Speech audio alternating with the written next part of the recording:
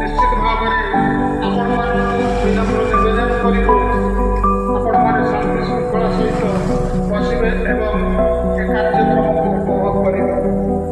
1948 शताब्द 1433 साल ज्येष्ठ मास 30 दिन जून 13 तारीख 2026 मसीहा त्रयोदशी तिथि एकादशतम सांवत्सरिक श्री जगन्नाथ आंचलिक रज महोत्सव आज उद्घाटन कार्यक्रम उपस्थित थिबा समस्त मान्यगण्य वरण्य अतिथि मानक सादर निमंत्रण जनइबी मंचासीन होगा। सर्वप्रथम अनुरोध जनइबी एवं सादर निमंत्रण जनइबी आज मुख्य अतिथि